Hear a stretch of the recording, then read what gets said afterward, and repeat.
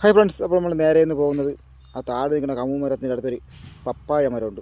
അതിൽ പപ്പായ പഴുത്തിപ്പുണ്ട്. അപ്പോൾ ഇത് നമുക്ക് പറിച്ചെന്ന് ജ്യൂസ് അടിക്കാം. അതിനുവേണ്ടി ഇവിടെ കടന്നൊരു മാങ്ങ അടക്കാൻ വേണ്ടി ഉപയോഗിച്ചൊരു തോട്ടയുണ്ട്. അപ്പോൾ ഇതിനകത്ത് കൂടക്കകത്താവുന്ന നേരത്ത് നമ്മളത് തറയെ വീഴാൻ കിട്ടും.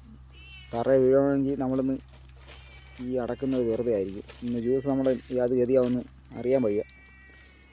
അപ്പം അങ്ങനെ അത് അതിനകത്ത് കയറകത്ത് പാടാണ് കൂടക്കകത്ത്. അങ്ങനെ നമ്മളതിനെ പല ശ്രമങ്ങളും ശ്രമിച്ച് താഴെ പോയി നമ്മളെ കയ്യിൽ നിന്ന് താഴെ വീണു ഗൈസ്. അപ്പോൾ ഇനി നോക്കാം എന്താണെന്ന്.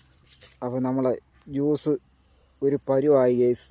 അയ്യോ, ഇനി വേറെ ഒന്നും ചെയ്യാനില്ല, കുറച്ച് പഞ്ചസാരയോടെ ഇട്ടാൽ മതി. അത് ജ്യൂസ് ആയി കഴിഞ്ഞു ഗൈസ്. അപ്പോൾ അതിൻ്റെ മുകളിൽ ഇനിയും പഴുത്ത രണ്ടെണ്ണം കൂടെ ഉണ്ട്. നമ്മളെ ശ്രമം അവസാനിപ്പിക്കുന്നില്ല. എന്തായിരുന്നാലും ഇനി അതിനെ ആ കൂടക്കകത്താക്കുമെന്നുള്ള ശ്രമത്തിൽ തന്നെയാണ്. അങ്ങനെ അവസാനം നമ്മളെ കൂടക്കകത്ത് തന്നെ ആ 2 പപ്പായയും കിട്ടി നമ്മളെ കൈകളിലെത്തി. ഇനി നമുക്കിതിനെ ജ്യൂസ് അടിക്കണം. പക്ഷേ ഒരു കുഴപ്പമുണ്ട്, നല്ല പഴുത്തില്ല. 2 ദിവസം കഴിഞ്ഞാലേ ഇത് ജ്യൂസിന് പരുവാകും.